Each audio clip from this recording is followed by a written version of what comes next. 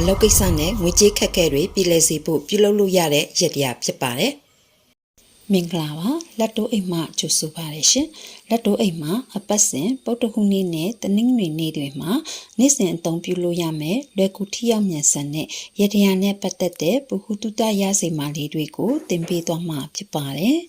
။အလုပ်ကိစ္စနဲ့ငွေကြေးခက်ခဲတွေပြည်လဲစေဖို့မြတ်စွာဘုရားနဲ့အဘဘုမင်းခေါင်ကို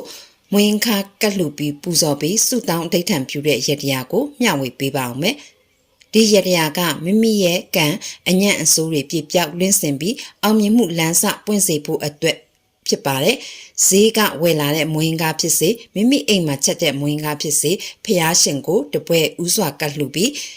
အဘဘုမင်းခေါင်ကိုရင်မှန်းပြီးမွေးခါတပွဲကတ်လူပေးပါ။မွေးခါကိုဖျားမှာကတ်လူနေစဉ်မိမိရဲ့အလုတ်ကိုင်းအခက်အခဲများငွေကြေးကိစ္စများအားလုံးမွေးခါထဲမှာအရေးပြောဝင်သွားတယ်လို့အစိုးများအားလုံးအရေးပြောလွတ်စင်ပါစေလို့ဆုတောင်းမှာအဘဘုံမင်းခေါင်ကိုကတ်လူရမှာမိမိအလုတ်ကိုင်းငွေကြေးကိစ္စများကြက်တဲနေ၍ပိတ်ဆို့နေတဲ့ငွေလန်းစာများပွင့်ပါစေပူနေသောငွေကြေးများအားအေးချမ်းပါစေရရှန်ရှိသောငွေများအမြန်ဆုံးပြန်ရပါစေလို့ကတ်လူဆုတောင်းပြီးမနေ့အစောပိုင်းမှာ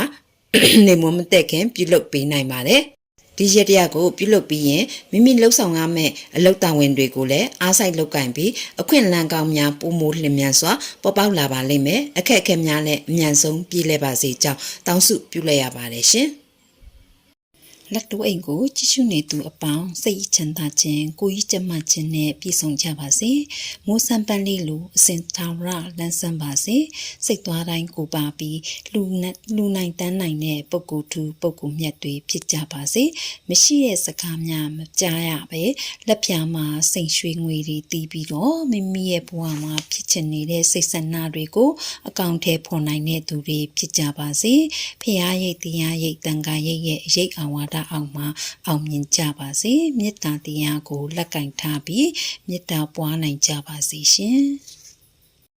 နောက်ပတ်တွေမှာလည်းလွယ်ကူထိရောက်မြန်ဆန်တဲ့ယတိယာနဲ့ပတ်သက်တဲ့ဘ ഹു တုတရစေမာလေးတွေကိုသင်ပေးသွားမှာဖြစ်လို့လက်တိုးအိမ်ကိုစောင့်မျှော်ကြည့်ရှုအားပေးကြပါအောင်နော်ဆုံးထိကြည့်ရှုပေးတဲ့အတွက်ကျေးဇူးတင်ပါတယ်ရှင်